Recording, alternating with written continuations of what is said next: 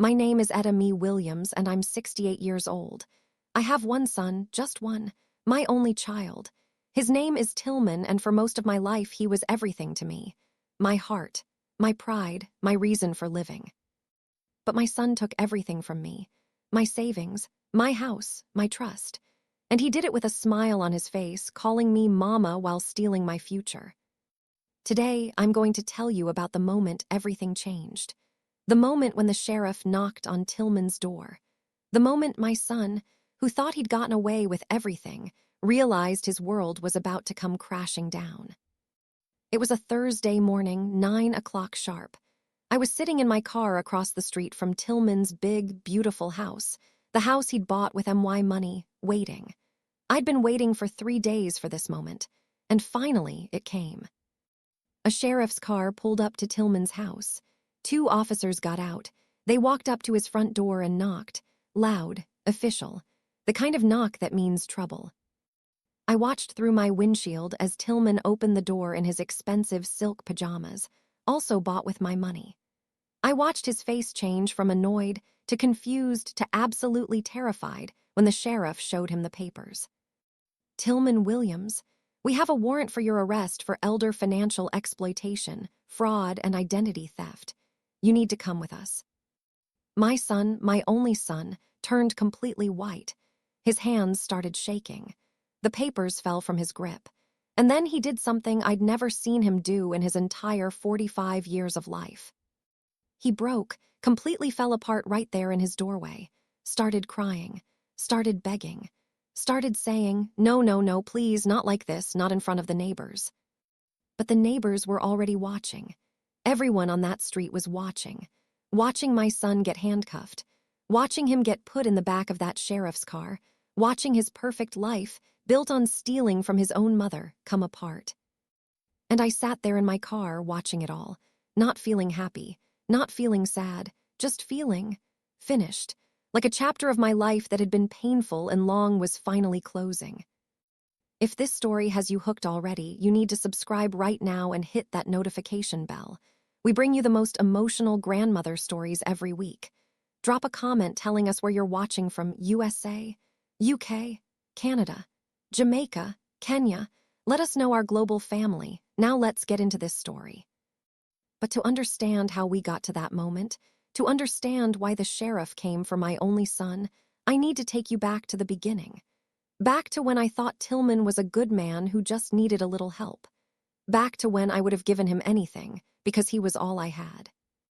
I became a mother late in life. I was 35 when Tillman was born. My husband Rufus and I had tried for years to have children. We'd almost given up hope. And then, like a miracle, I got pregnant with Tillman. Rufus died when Tillman was only 10 years old. Heart attack, sudden, devastating. And just like that, it was just me and my boy. I raised Tillman by myself, worked as a secretary during the day and cleaned offices at night. Did whatever I had to do to give him a good life. Good schools, good clothes, everything I could afford and some things I couldn't. I told myself I was investing in his future. That one day, he'd be successful and it would all be worth it. That he'd take care of me the way I'd taken care of him. I believed that for 45 years, until 6 months ago when I discovered the truth. But I'm getting ahead of myself. Let me tell you how it really started. How my son went from being my whole world to being the person who destroyed it. Tillman was always charming. Even as a little boy, he knew how to smile, how to say the right things, how to make people love him. Teachers loved him. Friends' parents loved him. Everyone thought he was such a sweet, well-mannered boy. I was so proud of him. He did well in school, got into college. I used my savings to help pay for it, took out loans, worked extra shifts, did whatever it took. And Tillman was grateful, or so I thought. After college, Tillman got a good job in sales. He was making decent money, got married to a woman named Cordelia, had 2 kids, my only grandchildren Marcus and Tiana. For years, things seemed fine.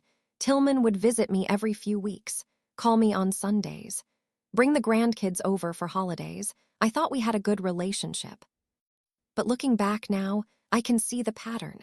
Tillman only called when he needed something, only visited when he wanted something, only brought the grandkids over when it benefited him somehow. The requests started small. "Mama, can you watch the kids this weekend? Cordelia and I need a break." Of course I said yes. I loved spending time with my grandchildren. "Mama, can you help us with the kids' school fees? Things are a little tight this month." I said yes. Family helps family. "Mama, our car broke down. Can you loan us $2,000 to fix it?" I said yes. I had some money saved. I could help. But the requests got bigger, and they never stopped. 5 years ago, Tillman came to me with a business opportunity.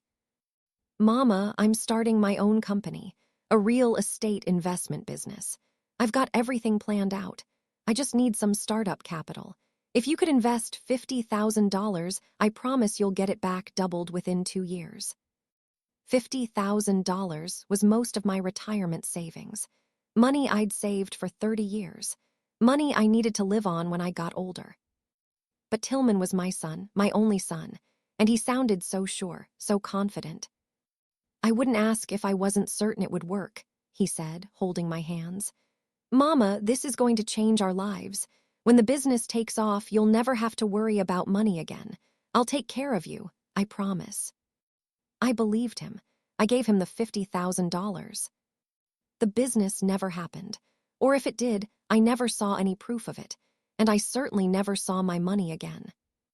When I asked about it 6 months later, Tillman got defensive. "Mama, these things take time. You can't expect instant results. You have to trust me." So I waited, and the money never came back. Looking back, that should have been my warning sign. That should have been when I said no more. But I didn't, because Tillman was my only child, and I couldn't stand the thought of losing him.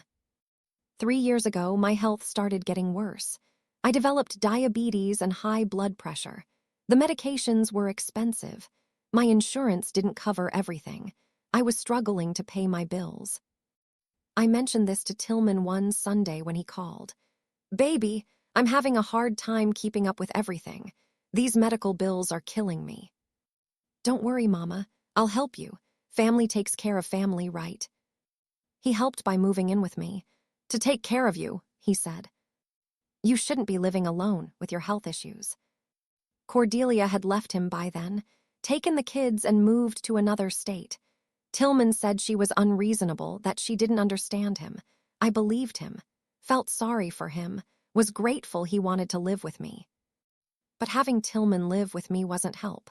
It was the beginning of the end. He didn't pay rent, didn't pay for groceries, didn't help with bills.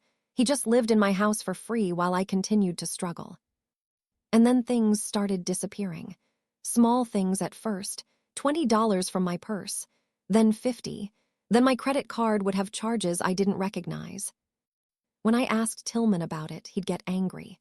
"Are you accusing me of stealing from you, your own son, after everything I've done for you?" He'd make me feel guilty, make me think I was crazy, make me apologize for even asking. So I stopped asking. 2 years ago, Tillman came to me with another proposition. "Mama, your house is paid off, right? It's worth at least $250,000. You should take out a home equity loan. Get some cash. You need it for your medical bills anyway." "I don't want to take out a loan against my house, Tillman. This house is all I have." "But Mama, you're struggling. You're barely making ends meet. A home equity loan would give you $100,000. You could pay off your debts, cover your medical expenses, and still have money left over." "I don't know." "I'll help you with the paperwork. I'll help you manage the money. Mama, I'm looking out for you. This is the smart thing to do." Against my better judgment, I agreed. Tillman took me to the bank, helped me fill out the paperwork. I signed where he told me to sign. I got the $100,000, and Tillman immediately started, helping me manage it. Within 6 months, the money was gone, all of it, and I had a $100,000 loan against my house with monthly payments I couldn't afford. "Where did the money go?" I asked Tillman. "Medical bills, Mama, house repairs, expenses, it all adds up. Don't worry, I'll help you make the payments." But he didn't help. The payments fell behind. I started getting threatening letters from the bank. Letters saying if I didn't catch up on payments, they'd foreclose on my house. My house. The house Rufus and I had worked so hard to buy. The house I'd raised Tillman in. The house that was supposed to be mine until I died. I was going to lose it, because of a loan I never should have taken out, because I'd trusted my son. 6 months ago, I got a call from the bank. A woman named Leslie in the fraud department. "Mrs. Williams, we need to talk to you about some unusual activity on your accounts." "What kind of activity?" "Large transfers, unauthorized charges, closed accounts. Mrs. Williams, has someone else had access to your banking information?" My heart sank. My son lives with me. He helps me with my finances. "I see. Mrs. Williams, I need you to come into the bank, today if possible. There are some things you need to see." I went to the bank, and what Leslie showed me destroyed me. Tillman hadn't just taken the home equity loan money. He'd been systematically draining every account I had for the past 2 years. He'd forged my signature to open credit cards in my name. He'd taken out personal loans using my information. He'd even tried to sell my house without telling me. The total damage, over $200,000 in stolen money, fraudulent loans, and credit card debt. "Mrs. Williams, this is elder financial abuse. This is a crime. You need to report this to the police." "But it's my son, my only son." "I understand. But Mrs. Williams, he's destroyed your financial future. You're 68 years old with no savings, massive debt, and about to lose your house. If you don't stop him, he's going to leave you with nothing." I went home in a daze, walked into my own house that I was about to lose, and I saw Tillman sitting on the couch, MY couch, in MY house, watching MY TV, eating MY food. And for the first time in his entire life, I saw him for what he really was. Not my son, not my baby, not the child I'd sacrificed everything for. A thief, a liar, a monster who'd been feeding off me like a parasite for decades. "Tillman," I said quietly, "we need to talk." He looked up at me, smiled that charming smile, and said, "Sure, Mama, what's up?" "I went to the bank today. They showed me everything. All the accounts you've drained, all the credit cards you opened in my name, all the loans you took out, everything." His smile disappeared. "Mama, I can explain." "No, no more explanations, no more excuses, no more lies. I want you out of my house. Tonight." "Mama, you don't mean that." "Get out," I screamed, louder than I'd ever screamed in my life. "Get out of my house. You stole from me. You destroyed me. You're my only son, and you treated me like an ATM machine. Get out." Tillman stood up, and instead of apologizing, instead of showing remorse, he got angry. "Fine, I'll leave, but Mama, you need to understand something. You owe me. You're my mother. You're supposed to take care of me. That's what mothers do. Everything you gave me, that was your job. That was what you were supposed to do. I don't owe you anything. I gave you everything. My whole life, I sacrificed everything for you. And that was your choice. I didn't ask to be born. You chose to have me, you chose to raise me, you chose to give me money. That's on you, not me." He left that night, packed his stuff and walked out. No apology, no remorse, no acknowledgement of what he'd done. And I stood there in my empty house, looking at the wreckage of my life, and I made a decision. I wasn't going to let him get away with it. I wasn't going to just accept that my son had destroyed me. I was going to fight back. But I wasn't going to do it the way he expected. I wasn't going to yell or cry or beg. I was going to do something he never saw coming.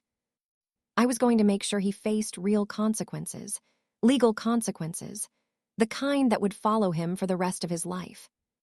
The kind that started with a sheriff knocking on his door. "What?" he said she owed him. "If you're furious right now, smash that like button and subscribe immediately.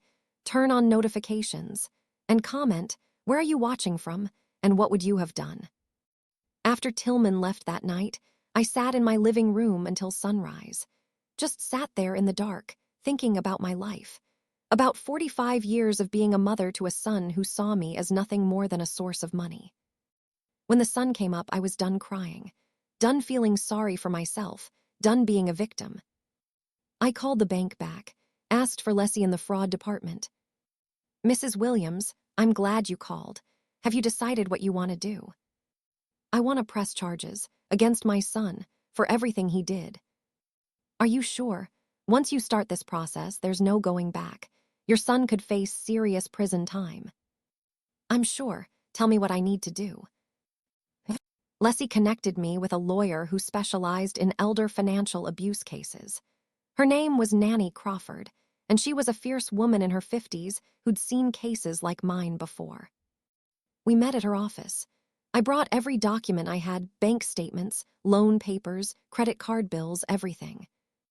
Mrs. Williams, Nanny said after reviewing everything, your son has committed multiple felonies: elder financial exploitation, identity theft, forgery, fraud. We're looking at potentially 10 to 15 years in prison if he's convicted on all counts. My stomach twisted. 10 to 15 years, my only son, in prison. Is there any other way? You mean besides criminal charges? Mrs. Williams, your son stole over $200,000 from you. He's left you with massive debt at 68 years old. He's about to make you homeless. What other way do you want? I don't know, he's my only child. Nanny's expression softened. I understand, but Mrs. Williams, let me ask you something. If a stranger had done this to you, stolen your money, ruined your credit, put your house at risk, would you hesitate to press charges? No. Then why should your son get special treatment? Because he came out of your body. Because you raised him. Mrs. Williams, being someone's mother doesn't mean you have to let them destroy you. She was right. I knew she was right. Okay, I said. Let's do it. Let's press charges. Building the case took 3 months. 3 months of gathering evidence, giving statements, working with the police and the district attorney's office. During that time, Tillman called me twice, both times asking for money. The first call came 2 weeks after he moved out. Mama, I need $500. I'm short on rent. No, Tillman. What do you mean, no?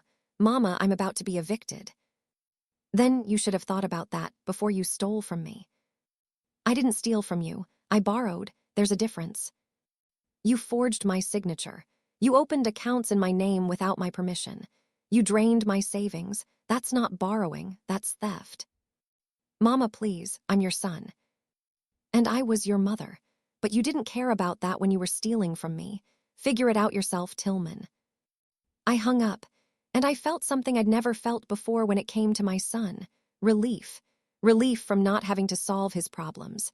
Relief from not being responsible for him anymore. The second call came a month later. This time, he was angry. Mama, I know what you're doing. I know you went to the police. You're really going to send your own son to prison. You sent yourself to prison when you stole from me. I can't believe this, after everything I did for you. Everything you did to me, you mean. You destroyed my life, Tillman, and now you're going to face consequences. You're going to regret this. I'm your only son. When I'm gone, you'll have nobody. I already have nobody. You made sure of that when you decided I was worth less than the money you could steal from me. He hung up, and I didn't hear from him again until the day of his arrest. During those 3 months, I also discovered things about Tillman I'd never known. Things that made me realize how blind I'd been. The district attorney's investigator, a man named Sampson, did a full background check on Tillman, and what he found was shocking. Tillman had been doing this for years, not just to me, to other people too. Mrs. Williams, your son has a history of financial fraud. He scammed his ex-wife Cordelia out of $40,000 during their divorce. He borrowed money from multiple friends and never paid them back. He's been sued 3 times for unpaid debts, and we found evidence he tried to do the same thing to his girlfriend before Cordelia, convinced her to take out loans, then disappeared with the money. I didn't know any of this. I'm sure you didn't. People like your son are very good at hiding who they really are. They're charming, manipulative. They know exactly what to say to make people trust them. I felt sick. My son wasn't just a thief. He was a career criminal who'd been preying on people for decades, and I'd been his longest victim. There's something else you should know, Sampson said. Your son has been living well above his means for years. That big house he lives in, he's 3 months behind on the mortgage. That fancy car, leased, and he's behind on those payments too. Mrs. Williams, your son has been using your money to maintain a lifestyle he can't afford. Everything he has is built on debt and other people's money. So when he stole from me, he was probably using it to pay other debts, to keep up appearances, to avoid facing the fact that he's broke. Your son isn't successful, Mrs. Williams. He's a con artist living on borrowed time and other people's money. The arrest warrant was issued on a Tuesday. The DA called me to let me know. Mrs. Williams, the sheriff will be serving the warrant on Thursday morning. I wanted to give you advance notice in case you wanted to be there. I do. I want to see it happen. Are you sure? It might be difficult to watch. I'm sure. I need to see it. I need to see that he's actually facing consequences. So that's how I ended up sitting in my car across the street from Tillman's house on Thursday morning, waiting for the sheriff to arrive. And when they did, when I saw my son's face change from annoyed to terrified, when I watched him get handcuffed and put in that patrol car, I felt something complicated. Not quite satisfaction, not quite sadness, just closure, like a chapter was finally ending. After the arrest, things moved quickly. Tillman was taken to the county jail. His bail was set at $50,000. He couldn't afford it. He called me from jail, begging me to post bail. Mama, please, I can't stay in here. This place is terrible. Please just get me out. I'll pay you back, I promise. With what money, Tillman? You don't have any money. You never did. You just spent mine. Mama, I'm your son. You can't leave me in jail. You left me with nothing. You stole my future. You destroyed my life. And you showed no remorse. Why should I help you now? Because I'm your son. Because that's what mothers do. No, Tillman. What mothers do is raise their children to be good people. I tried to do that. I failed. But I'm not going to keep enabling you. You're going to sit in that jail until your trial, and you're going to face what you did. I hate you, he screamed. I hate you. You're a terrible mother. You're cruel and heartless. Maybe I am. Or maybe I'm just finally treating you the way you treated me, like you don't matter. I hung up, and I didn't take his calls after that. But the arrest was just the beginning, because once Tillman was in jail, other things started to unravel. His house, the one he'd bought with my money, went into foreclosure. The bank repossessed his car. His credit cards were maxed out and in collections. And then, the really interesting things started happening. People started coming forward. People Tillman had scammed over the years. A woman named Florida called me. Mrs. Williams, I'm Tillman's ex-girlfriend from 10 years ago. I heard he was arrested. I wanted to tell you my story.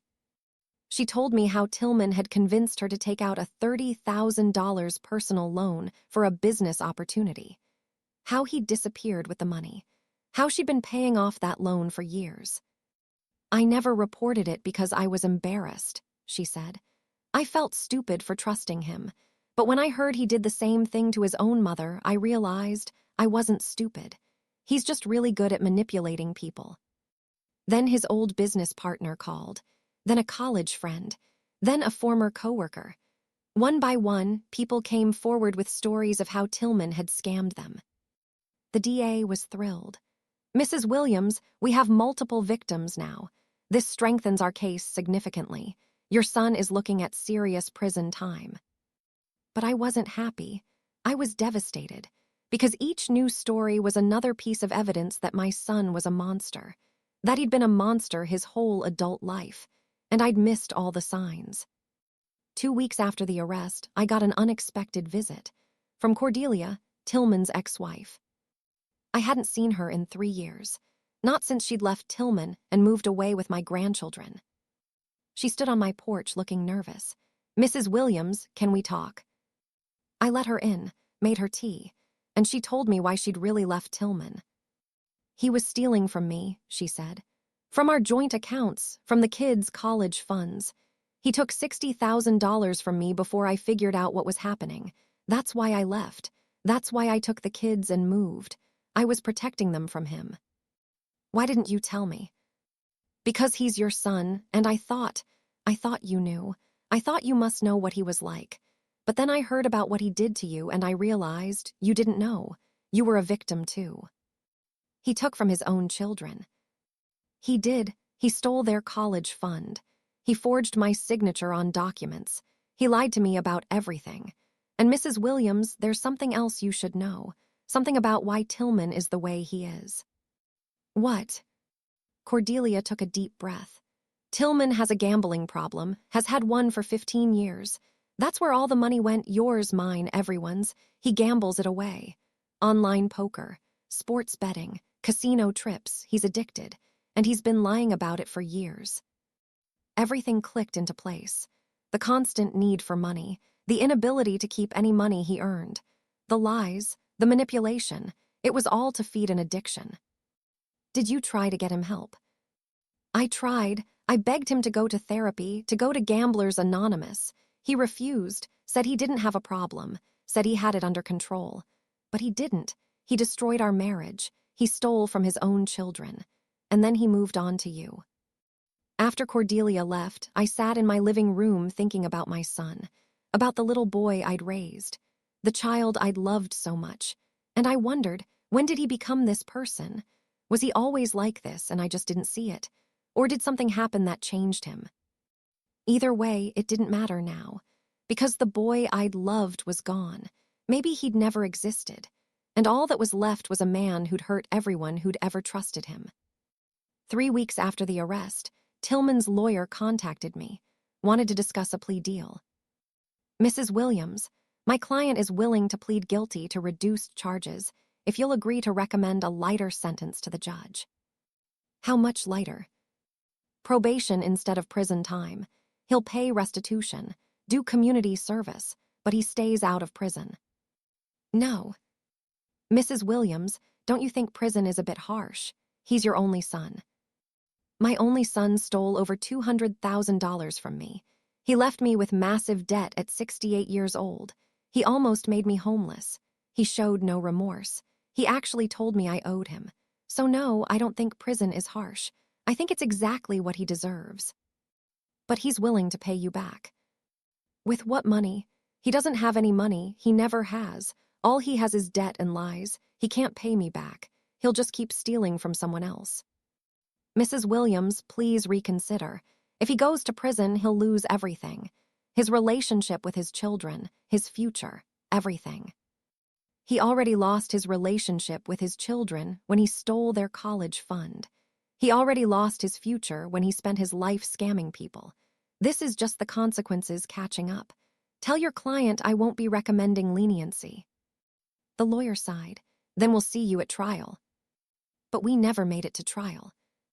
Because 1 week before the trial was scheduled to start, something happened that changed everything. I got a call from the jail, from someone I never expected to hear from. My granddaughter, Tiana, Tillman's daughter. She was 22 years old, and I hadn't spoken to her in 3 years, since Cordelia had taken the kids and left. Grandma Etta, it's Tiana. I need to talk to you about Dad. Tiana, baby, how are you? I've missed you so much. Grandma, I know what Dad did to you. Mom told me everything, and I need to tell you something. Something that might change how you feel about all this. What is it, baby? Dad called me from jail. He's not doing well, Grandma. He's really not okay. He told me things about his childhood, things I never knew, things that might explain why he is the way he is. My heart started pounding. What things? Can we meet? In person. This isn't something I can say over the phone. We agreed to meet the next day.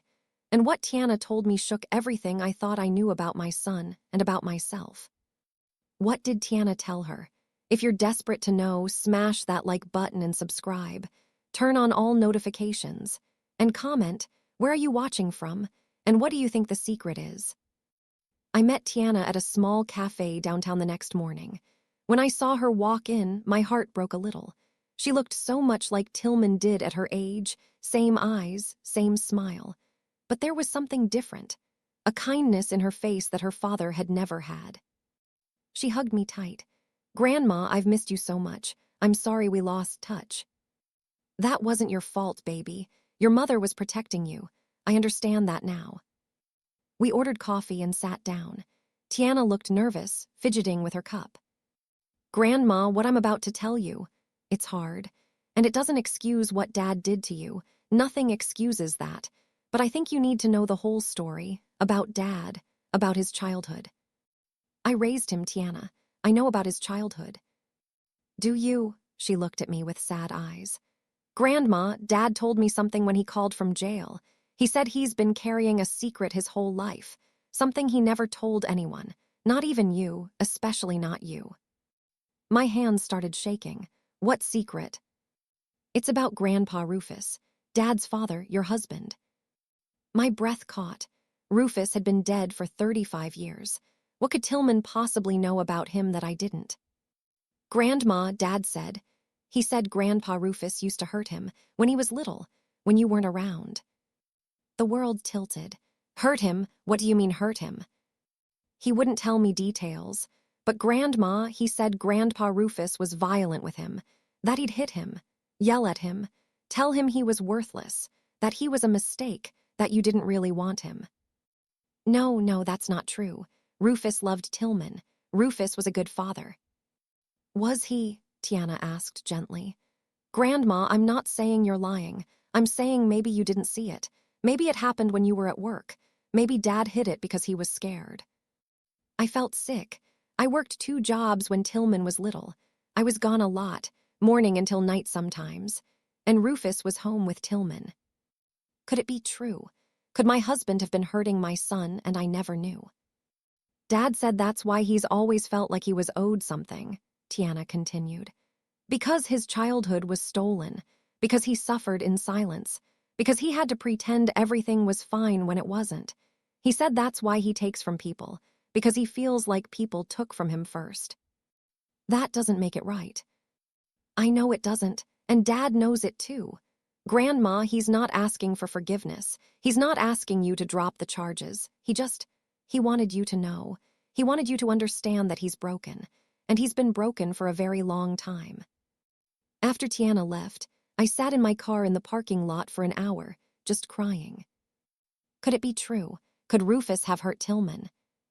I thought back to those years, tried to remember signs I might have missed, and slowly, painfully, I started to see things differently. The way Tillman would flinch sometimes when Rufus raised his voice. The way he'd get quiet and withdrawn after I came home from work. The way he'd beg me not to leave him alone with his father. I'd thought he was just clingy, just a mama's boy. But what if it was more? What if he was scared? And Rufus, I'd loved him, thought he was a good man, but he did have a temper. He'd punch walls when he was angry. He'd yell. I'd heard him yell at Tillman before, calling him stupid, calling him worthless.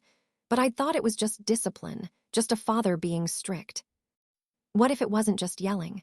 What if it was worse? I called Cordelia. If anyone would know the truth, it would be her. Tillman had been married to her for 15 years. Cordelia, did Tillman ever talk to you about his father? About his childhood? There was a long pause. Yes, he did. Why? What did he say? Etta, are you sure you want to know this? I need to know, please. Cordelia sighed. Tillman told me that Rufus was abusive, that he hit him regularly, that he'd lock him in closets as punishment, that he told Tillman he was a burden, that he wished Tillman had never been born. I felt like I'd been punched in the stomach.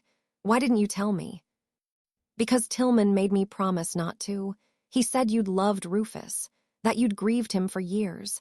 He didn't want to destroy your memories of him. And honestly, Etta, I don't think Tillman ever fully dealt with it. He just buried it. And I think it poisoned him. Is that why he is the way he is? I think it's part of it. Hurt people hurt people. Tillman was hurt badly as a child, and he never got help. Never went to therapy. Never dealt with the trauma. So he grew up feeling entitled to take from people because people took from him. He grew up feeling like the world owed him because his father made him feel worthless. But Cordelia, lots of people have bad childhoods and don't become criminals. You're right, and I'm not saying his childhood excuses what he did. but it explains it. And Etta, I think the reason Tillman targeted you specifically, his own mother, is because he blamed you. Blamed me for what?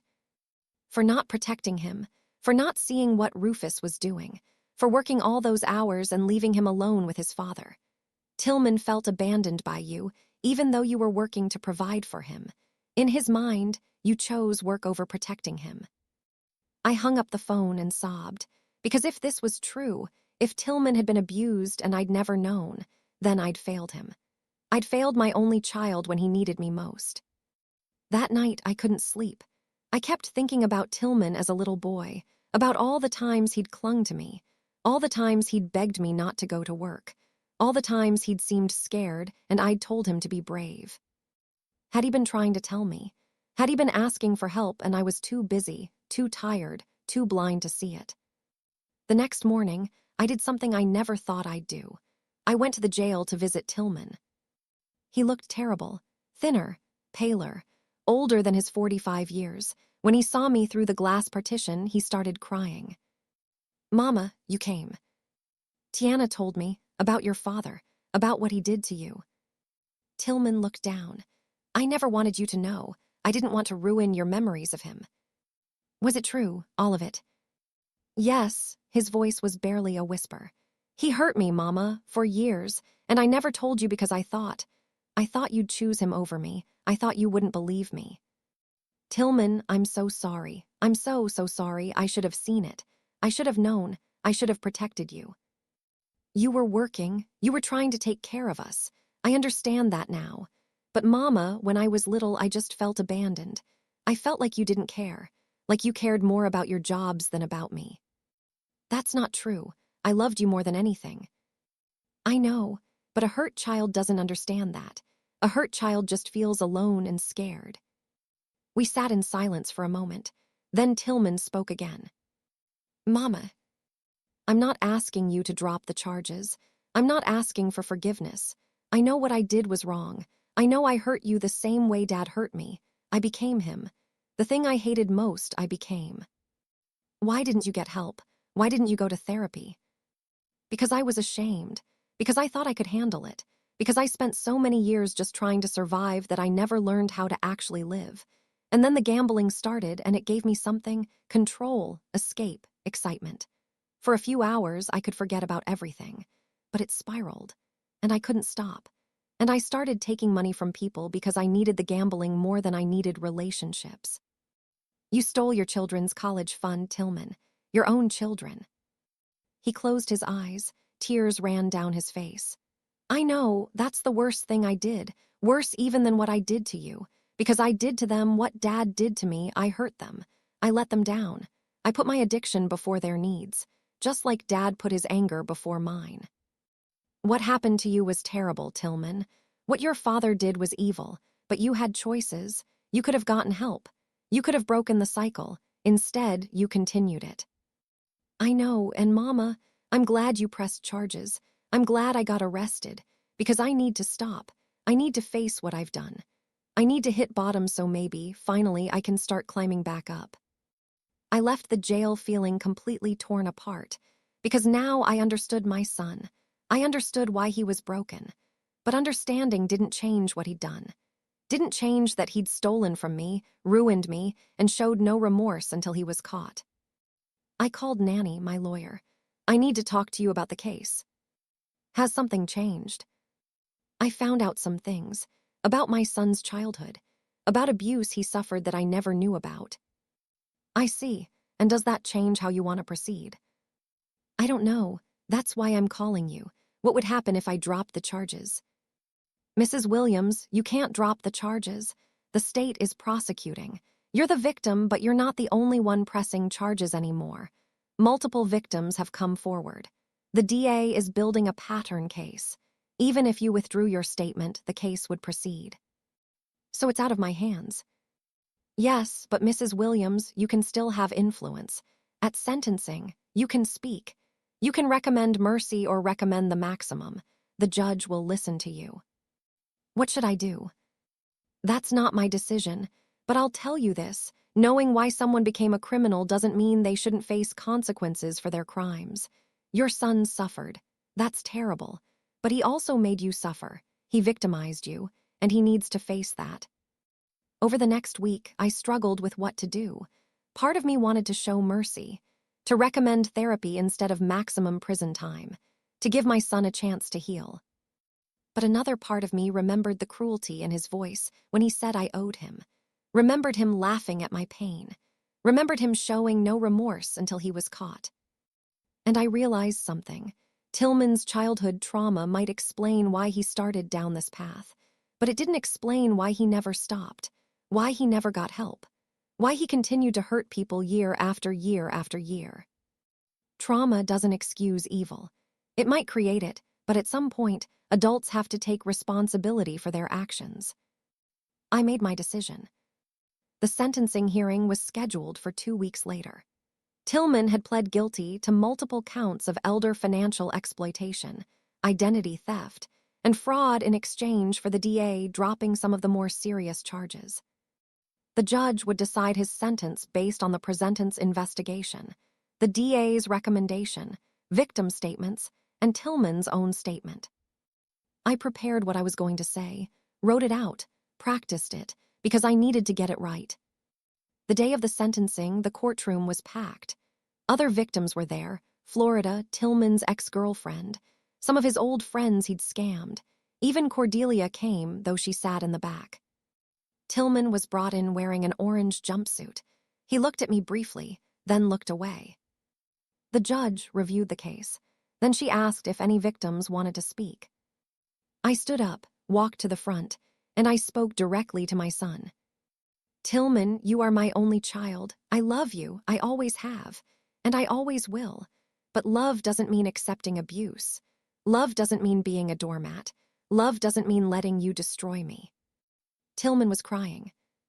I learned about what your father did to you, about the abuse you suffered, and my heart breaks for that little boy who was hurt and scared and alone. But Tillman, that little boy, grew up. And the man he became had choices. You chose not to get help. You chose to hurt others the way you were hurt. You chose gambling over your family. You chose stealing over honesty. Those were your choices. The courtroom was completely silent. You stole my life savings. You ruined my credit. You almost made me homeless. And when I confronted you, you told me I owed you. You showed no remorse. You blamed me for your choices. That's not a hurt child acting out. That's a grown man choosing cruelty. I took a deep breath. Your Honor, my son needs help. He needs therapy. He needs treatment for his gambling addiction. But he also needs consequences, real consequences, because without them, he'll never change. He'll just keep hurting people. I looked at Tillman one last time. I love you, son, but I'm not going to save you from yourself anymore. You need to face what you've done. And maybe, if you're lucky, prison will finally give you what you've needed all along, a chance to stop running from your pain and actually deal with it. I sat down, and I waited for the judge to decide my son's fate.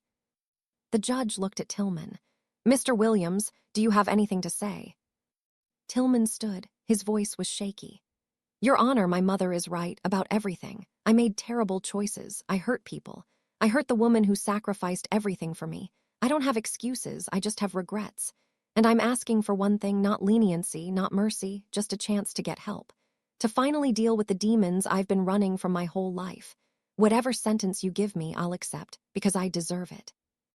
And maybe, if I'm lucky, I can come out of this a better man than I went in.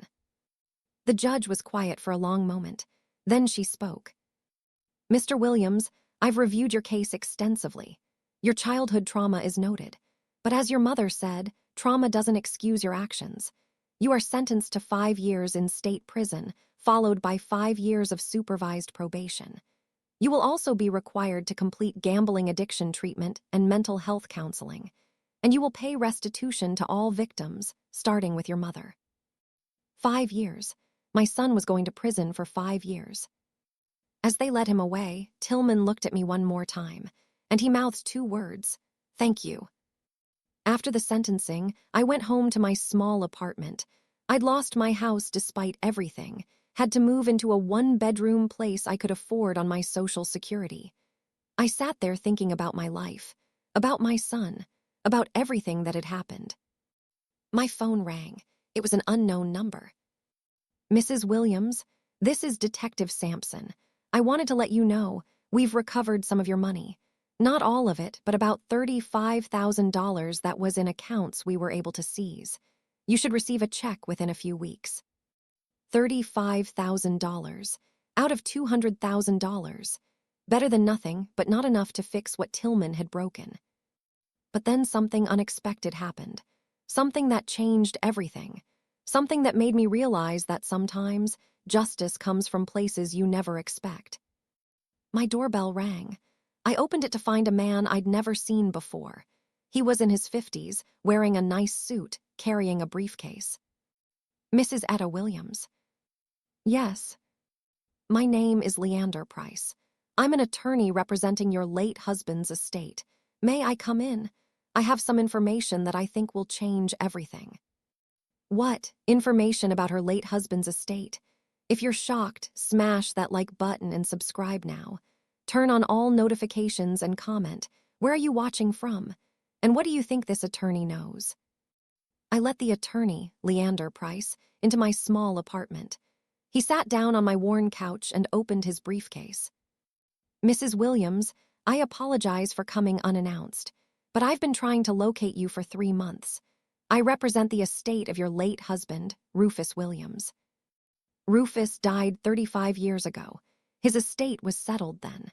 There was nothing, just a small life insurance policy that I used to bury him and pay off some bills. That's what you were told. But Mrs. Williams, your husband had assets you didn't know about. Assets that, due to some legal complications, have only recently been discovered and are now being released to his heirs. My heart started pounding. What kind of assets? Leander pulled out documents. Your husband owned property, a piece of land in rural Georgia that his grandfather left him. It's been sitting unused for decades. Recently, a development company wanted to build on that land. When they did a title search, they discovered it belonged to Rufus Williams's estate. Since Rufus is deceased, it legally belongs to his heir, you. How much land? 40 acres. And Mrs. Williams, the development company, wants to buy it. They're offering $850,000. I couldn't breathe. $850,000. Enough to replace everything Tillman had stolen. Enough to secure my future. Enough to never worry about money again. Why didn't I know about this land?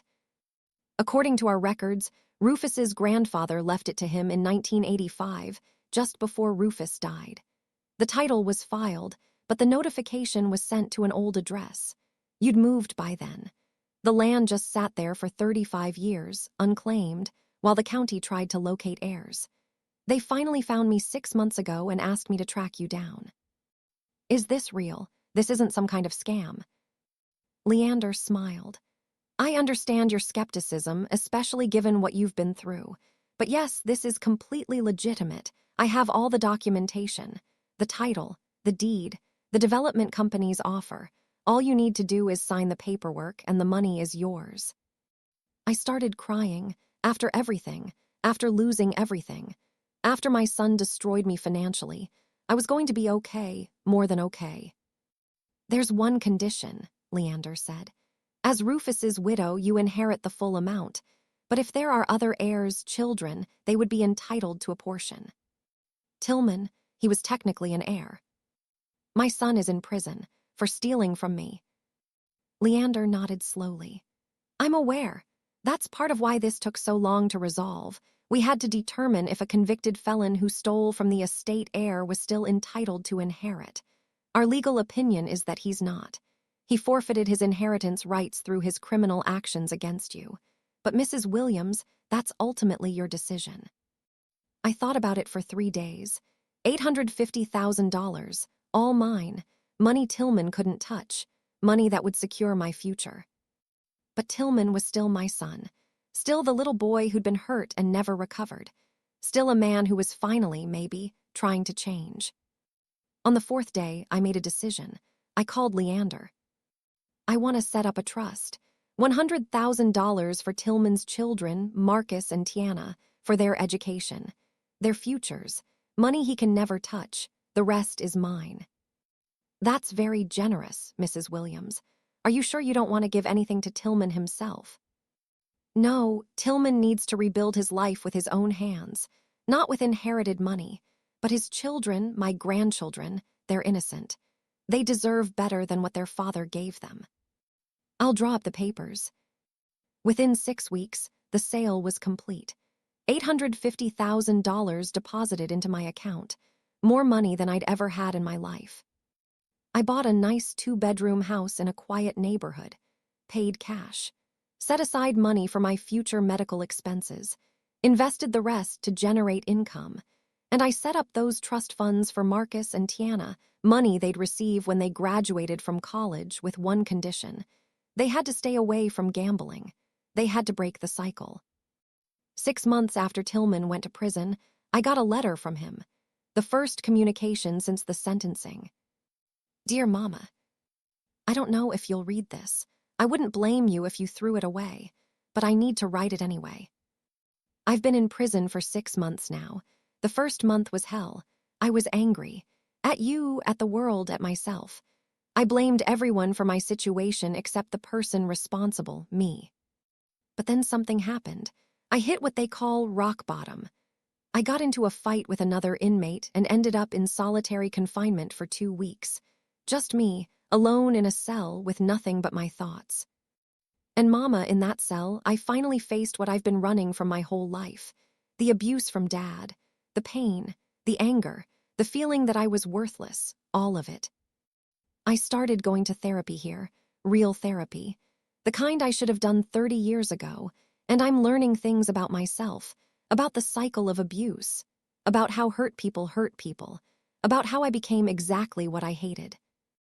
I'm also going to Gamblers Anonymous meetings, learning about addiction, learning that gambling wasn't just fun or escape, it was a disease, a compulsion, something I used to avoid dealing with real life.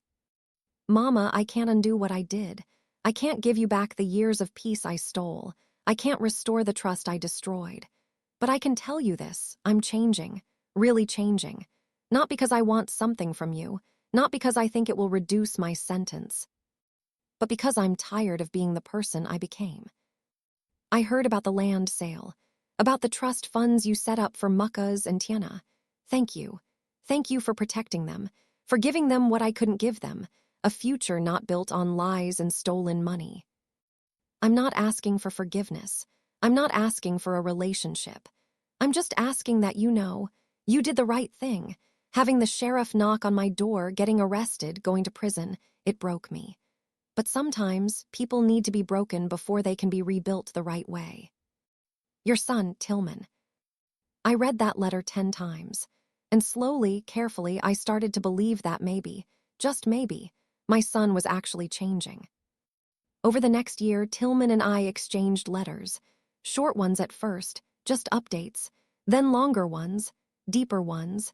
He told me about his therapy sessions, about facing his past, about understanding his patterns. I told him about my new house, about reconnecting with Muckas and Tiana, about the peace I'd found. After 18 months in prison, Tillman was allowed visitors. I went to see him.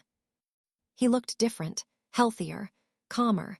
There was something in his eyes I'd never seen before, genuine humility. Mama, thank you for coming. How are you doing, Tillman? Better, clearer. I've been sober from gambling for 18 months, working through my trauma in therapy, learning to be honest, learning to take responsibility. I'm proud of you. He looked surprised. You are. I'm proud that you're doing the work, that you're facing your demons, that you're trying to change. That's all I ever wanted, for you to be a good man. Mama, I want you to know something. When I get out, I'm not going to ask you for anything. Not money, not a place to stay. Nothing. I'm going to rebuild my life from scratch, get a job, pay my restitution, earn back my children's trust, earn back your trust. Tillman, trust isn't something you earn back. It's something you rebuild slowly over time through consistent actions. Then that's what I'll do, however long it takes. Tillman served 3.5 years of his 5-year sentence. He was released early for good behavior and completing multiple rehabilitation programs. The day he got out, he didn't call me, didn't ask for help. I found out he was released from Tiana, who told me her father had gotten a job at a construction company and was living in a small apartment, paying his restitution in monthly installments. 3 months after his release, Tillman called me. "Mama, I wanted to invite you to something. I've been going to Gamblers Anonymous meetings on the outside. Next week, I'm getting my 1-year sobriety chip. I'd like you to be there." I went, sat in that room full of recovering addicts, watched my son stand up and talk about his journey, about hitting rock bottom, about losing everything, about rebuilding. "My name is Tillman, and I'm a compulsive gambler. I've been sober from gambling for 1 year, and I'm here because I destroyed my life and everyone in it. I stole from my own mother, from my children, from friends. I lost everything." He looked at me. But losing everything was the best thing that ever happened to me, because it forced me to finally deal with my pain, my trauma, my addiction. The sheriff knocking on my door and arresting me, that was the beginning of my real life, not the end. The room applauded, and I cried, because my son, my only son, was finally becoming the man I'd always hoped he could be. 2 years after Tillman's release, we had our first family dinner. Me, Tillman, Cuddala, Muckas, and Tiana, at my house, the house bought with the money from Rafaza's land. It was awkward at first, painful. There were long silences, old wounds that hadn't fully healed. But Tillman didn't make excuses, didn't ask for forgiveness. He just said, "I'm sorry for everything. I know words don't fix what I broke, but I want you all to know I'm different now, and I'm going to spend the rest of my life proving it." Muckas, who was now 25, spoke up. "Dad, I appreciate that you're changing, but I need you to understand, you stole my college fund.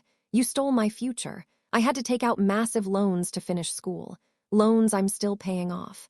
That money Grandma put in trust, that's helping, but it doesn't erase what you did."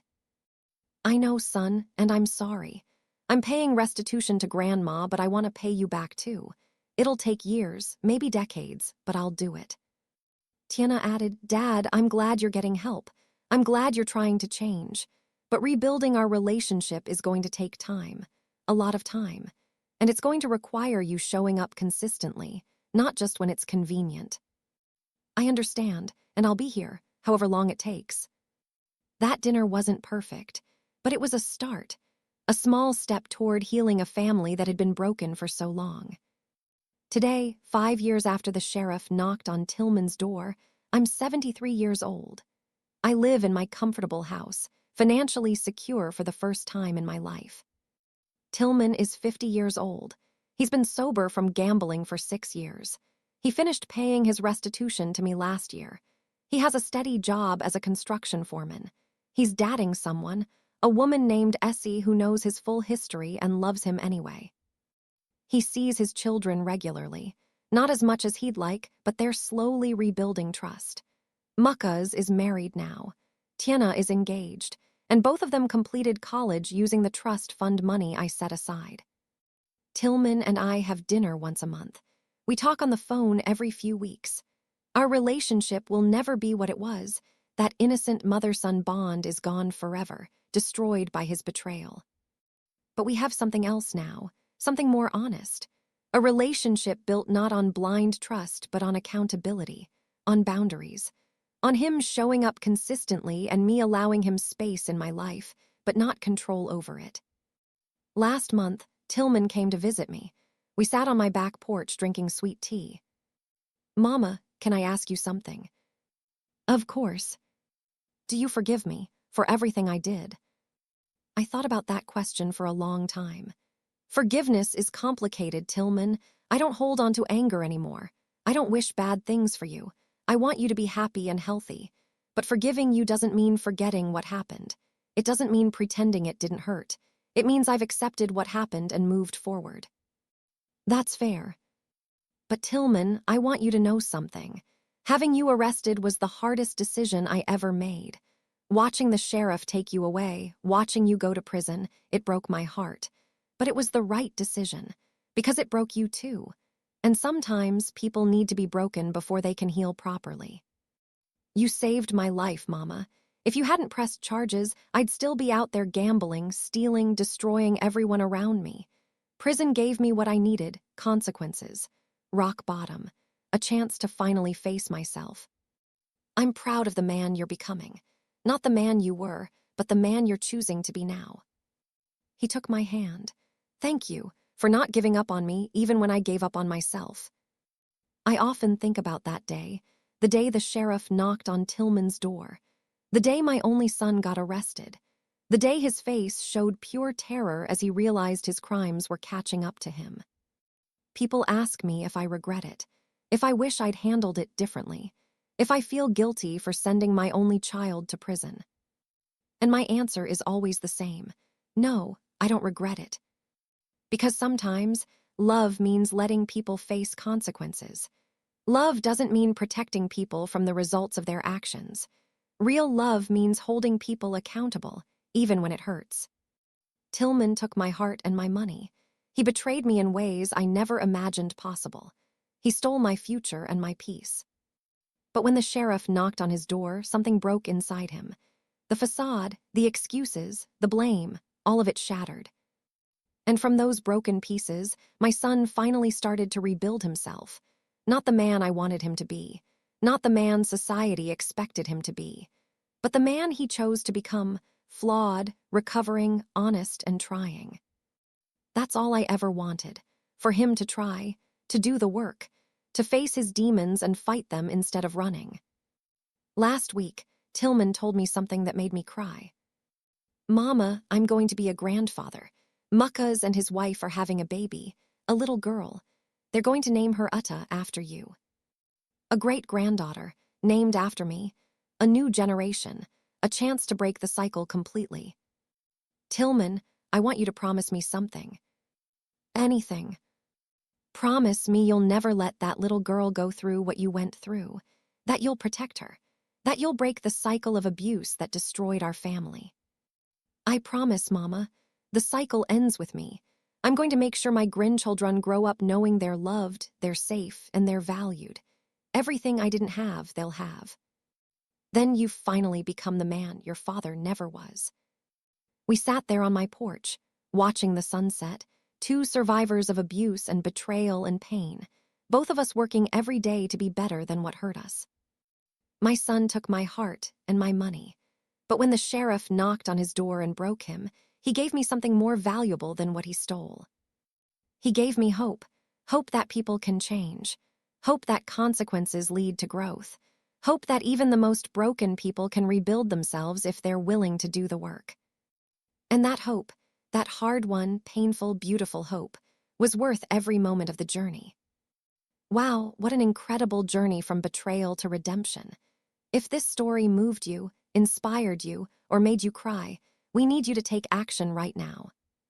Smash that like button. Subscribe to our channel for more powerful grandmother stories every single week.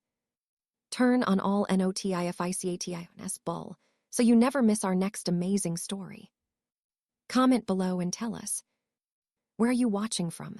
USA, UK, Canada, Jamaica, South Africa, Kenya, Trinidad, Australia. We'll love our global family. Did Etta do the right thing? Can people really change like Tillman did? Have you dealt with a family member's addiction?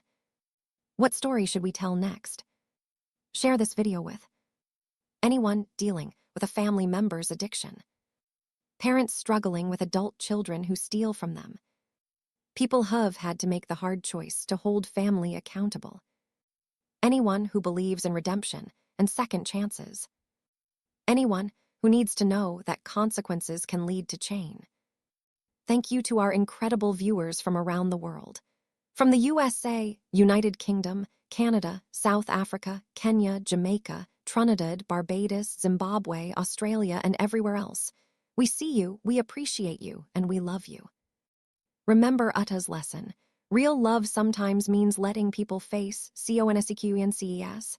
You can love someone and hold them accountable.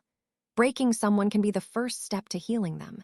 Trauma explains behavior but doesn't excuse it. Adults must take responsibility for their choices. And hope is possible even after the deepest betrayal. Stay strong, stay blessed, and never be afraid to hold people accountable, even the ones you love most. Sometimes consequences are the greatest gift you can give.